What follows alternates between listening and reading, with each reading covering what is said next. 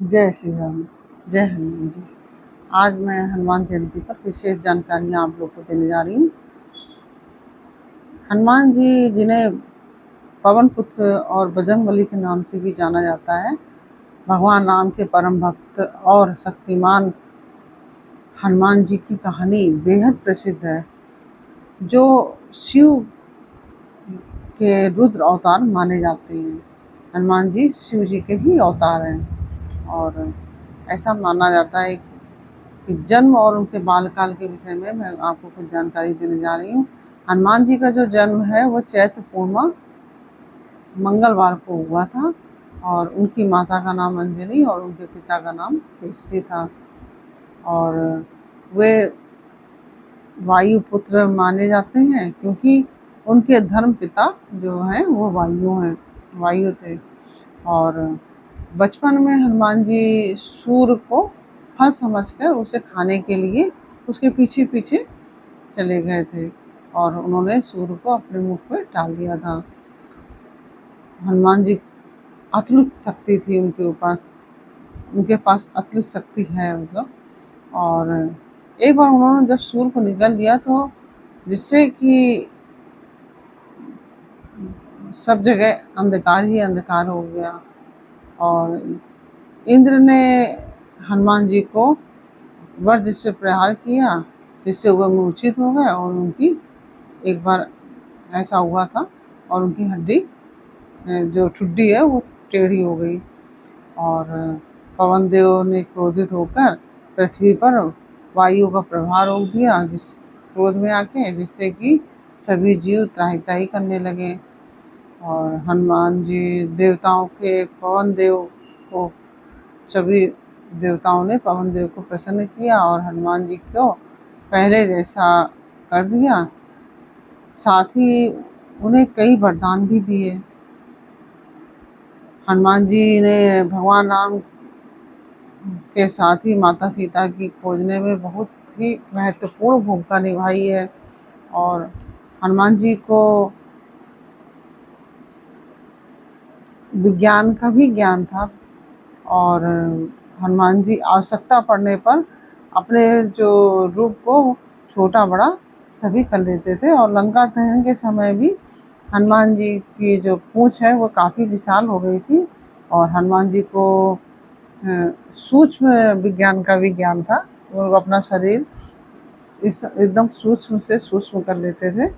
जब उन्होंने लंका जा रहे थे तो समुद्र पार करने के समय हनुमान जी ने अति सूक्ष्म रूप जो था वो धारण किया और वह अपनी प्रत्येक सांस में प्रभु राम का नाम लेते हुए उन्होंने समुद्र को पार किया। वो हर काम राम काज के हिसाब से ही करते थे, तो वो बिल्कुल भी आराम नहीं करते थे। वो हमेशा राम काज में ही लगे रहते थे। कोई आसान बात नहीं है, इसके लिए योग की गहरी जानकारी होनी चाहिए, जैसे कि सूक्ष्म रूप करना और विशाल रूप करना। ये बहुत ही उनके अंदर विशेष गुण था और इसलिए इसी प्रकार से हनुमान जी को योग विज्ञान की जानकारी थी। हनुमान जी के पास अभूतपूर्व विश्वास था।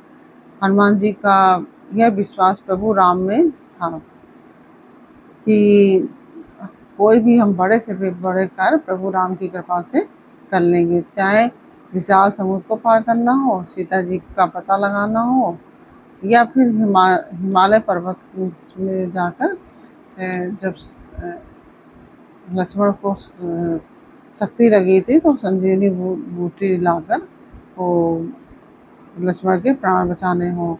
यह सब हनुमान जी के विश्वास विज्ञान के कारण ही संभव हो सका।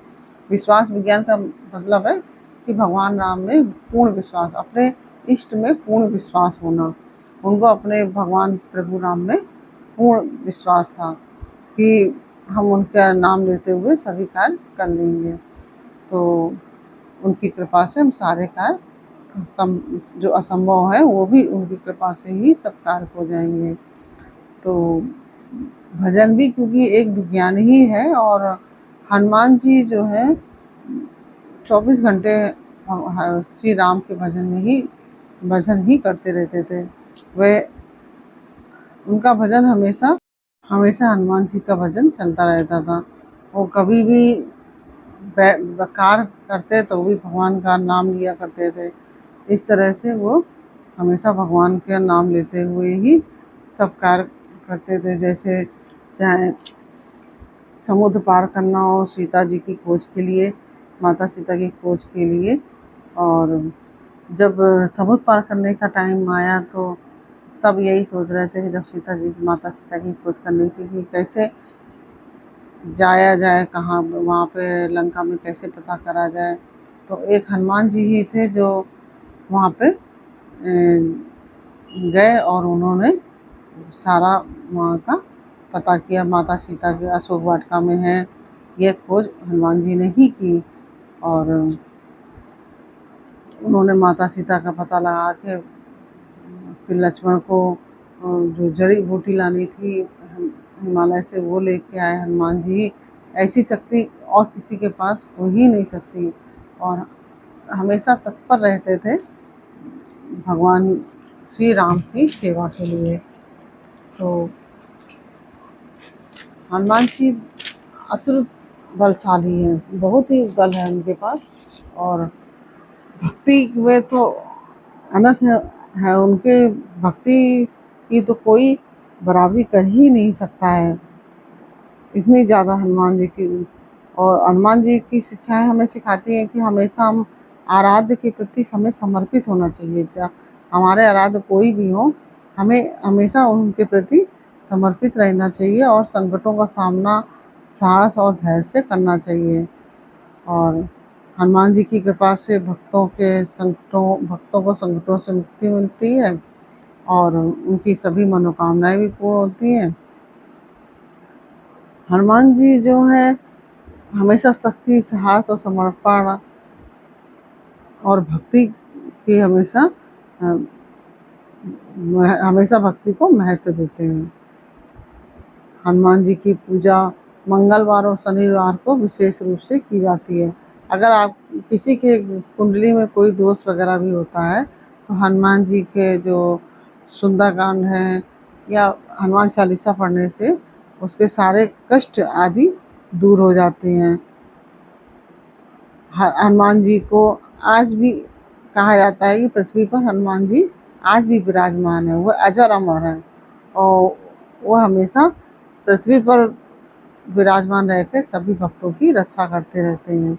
और कहीं भी हनुमान रामचंद्र जी की चर्चा हो रही होती है, राम कथा हो रही होती है, तो हनुमान जी वहाँ पे तत्काल ही पहुँच जाते हैं। हनुमान जी की भक्ति, हनुमान चालीसा का विशेष महत्व है। हनुमान जी की भक्ति में हनुमान चालीसा जरूर पढ़नी चाहिए और संकट मोचन है, बजरंग बाण है, वह सब अवश्य करना चाहिए, जो कि तुलसीदास जी ने लिखी थी। यह तो आप सभी को मालूम होगा कि हनुमान चालीसा जो है वह कहाँ पे लिखी गई थी। यह हनुमान चालीसा को जेल में लिखा गया था, और जेल में क्यों लिखा गया था ये एक कहानी है, ये मैं आपको अगले वीडियो में बताऊंगी। और इसके पीछे एक कहानी है। और हनुमान जी का शरीर वज्र के समान शक्तिशाली था और वे अत्यंत साहसी थे। और हनुमान जी को भगवान शिव का 11वां रुद्र अवतार माना जाता है। और हनुमान जी भगवान राम के परम भक्त थे और उनके हर पल वो सेवा में लगे रहते थे। एक पल भी उनका हनुमान जी का बिना राम की सेवा के नहीं रहता था। और उनके हनुमान जी के कई नाम हैं, जैसे कि उन्हें अंजनी पुत्र भी कहते हैं, पवन सुत भी कहते हैं, केसरी नंदन भी कहते हैं, मारुति भी बोलते हैं, और बजरंगबली भी कहते हैं, संकट मोचन भी कहते हैं, महावीर और कपीस भी बोलते हैं। जैसे आदि नामों से हनुमान जी को पुकारा जाता है। ये सब हनुमान जी के नाम हैं। और कहते हैं कि हनुमान जी के आप पूरे 108 नाम नहीं भी ले सकते हैं, तो आप कम से कम 12 नाम अवश्य लीजिए। इससे हमारे जो जीवन में संकट होते हैं, हमें संकट हमारे दूर हो जाते हैं और कष्टों से हमें मुक्ति मिलती है। इस तरह से हनुमान जी के बारे में मैंने आपको यह बताया। यह जानकारी आपको कैसी लगी है मुझे कमेंट बॉक्स में अवश्य बताइए। अच्छी लगी हो तो वीडियो को लाइक शेयर अवश्य कीजिए और कमेंट में जय श्री राम अवश्य लिखिए। फिर मिलते हैं आपसे अगले वीडियो में एक नई जानकारी, एक नई कहानी के साथ। तब तक के लिए जय श्री राम, जय हनुमान।